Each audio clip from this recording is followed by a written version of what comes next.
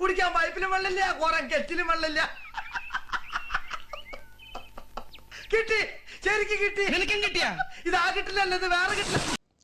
16 വയസ്സുള്ള പെൺകുട്ടിക്ക് അർദ്ധരാത്രി പിറന്നാൾ കേക്കുമായി ബന്ധുവീട്ടിലെത്തിയ യുവാവിന് മർദ്ദനം.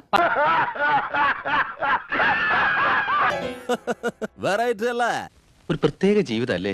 പത്തനംതിട്ട കുമ്പണ്ണൂർ സ്വദേശി മുഹമ്മദ് നഹാസിന് കൊല്ലം തേവലക്കരയിൽ വെച്ചാണ് മർദ്ദനമേറ്റത്. പ്രേമം മനുഷ്യന് അന്തം മാത്രമല്ല, പിന്നെ മണ്ടനും കൂടിയാക്കും.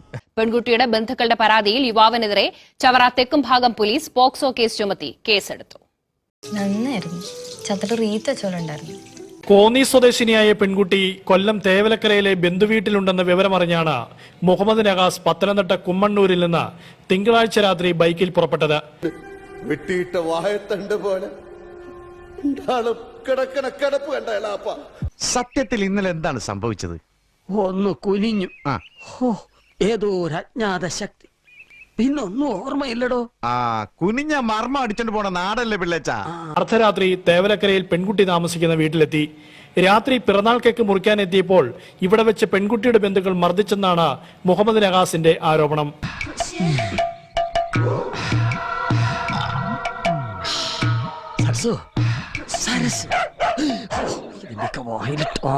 ഒഴിച്ചു കൊടുക്കണം.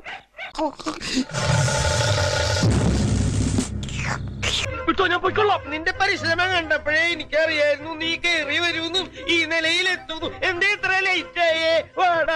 അങ്ങനെ അരമണിക്കൂർ കഴിഞ്ഞ് ബോധം തെളിയുമ്പോ ഞാൻ അബോധാവസ്ഥയിൽ കിടക്കായിരുന്നു.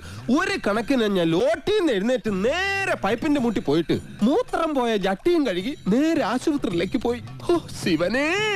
എന്റെ പുറത്തും തലയിലും ഒക്കെ ഇട്ട് അടിക്കാൻ തുടങ്ങി. ഒരാൾ മാത്രം എന്നിട്ട് അടിച്ചോണ്ടിരുന്നത്, ബാക്കിയുള്ളവരെല്ലാം കൈയും കാലും ഒക്കെ വെച്ച് മുഖത്ത് തൊഴിക്കുകയും ഇടിക്കുകയും ഒക്കെ ചെയ്തോണ്ട്. കാവടി കളിച്ചു പോയ ആളാ ട്രാജഡി ആയിട്ട് കിടക്കണ കണ്ടില്ലേ? ഓ, റബ്ബർ വെട്ടി പാൽ ഒഴുകണ പോലെയല്ലേ ചോര ഒഴുകണത്.